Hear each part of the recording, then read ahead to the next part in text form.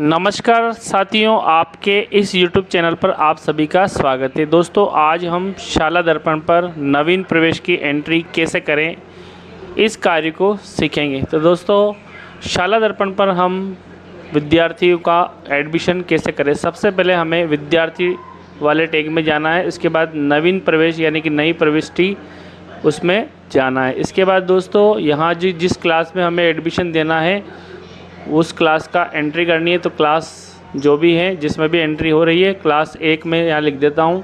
तो दोस्तों, क्लास 1 में एंट्री है। अब प्री एडमिशन स्टडी इंस्टीट्यूट यानी कि इससे पहले कहाँ से आए, तो अन्य किसी भी विद्यालय से या आंगनवाड़ी से या जहाँ से भी आए तो उसका, या राजकीय विद्यालय से आए तो शाला दर्पण में, या जहाँ से भी आए उसकी एंट्री कर दीजिए।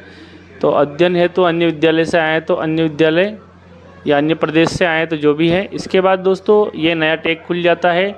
यहाँ पे जो भी इंस्ट्रक्शन दिए हैं इसको पढ़ लीजिए। इसके बाद दोस्तों, इन इंस्ट्रक्शन को पढ़ने के पश्चात आपको क्या करना है, ओल्ड स्कूल का नाम लिखना है। सबसे पहले अगर ओल्ड स्कूल से टीसी लेके आए हैं तो ओल्ड स्कूल का टीसी उसका नाम लिखिए। इसके बाद दोस्तों, जो भी आगे की जो प्रोसेस है, घोषणा पत्र प्रोविजनल प्रिंट हेतु और टीसी है, तो उसके बाद जो भी है डिटेल्स इसमें लिखनी है।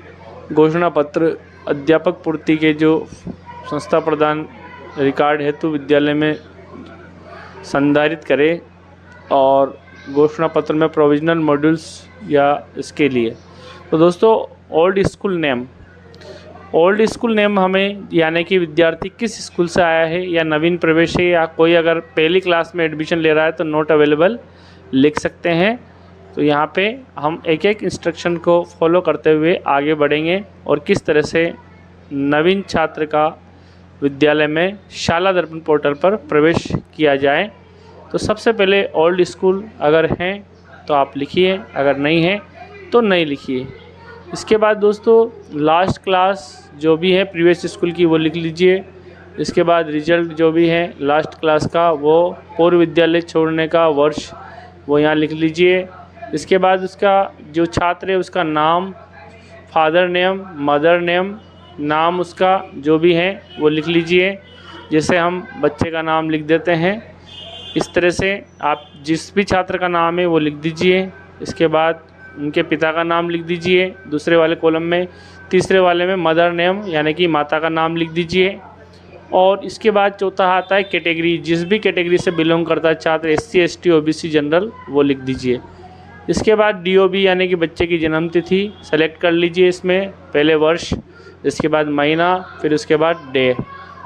इसको सेलेक्ट करने के बाद दोस्तों, आगे का जेंडर है मेल फीमेल वो लिख दीजिए, और माता पिता का जो मोबाइल नंबर है उसकी एंट्री कर दीजिए। और इसके बाद जो यहाँ पे कोड है वो एंटर कर दीजिए, एड्रेस कोड।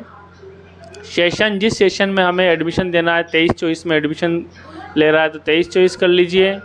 इसके बाद सेक्शन, अगर किसी क्लास के 2 सेक्शन है तो हमें सेक्शन की एंट्री करनी है। सेक्शन A में एंट्री करवानी है तो सेक्शन A, और सेक्शन B अगर 2 सेक्शन है तो सेक्शन 2।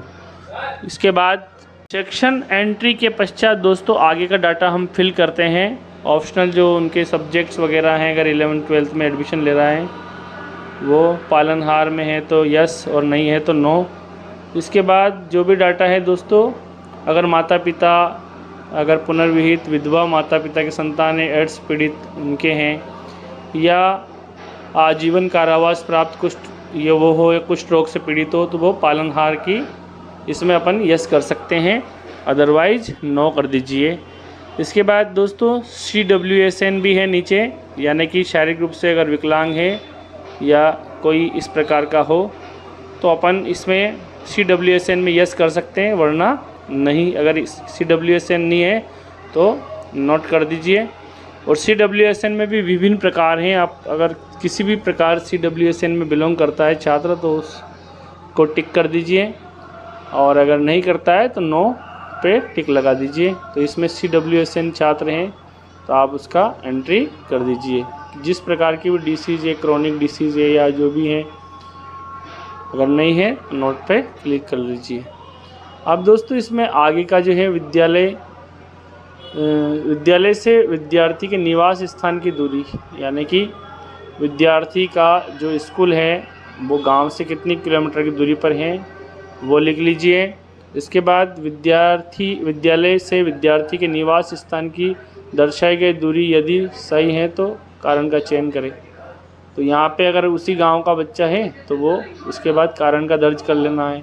इसके बाद दोस्तों शाला दर्पण पर अपने एसआर नंबर की एंट्री करनी है।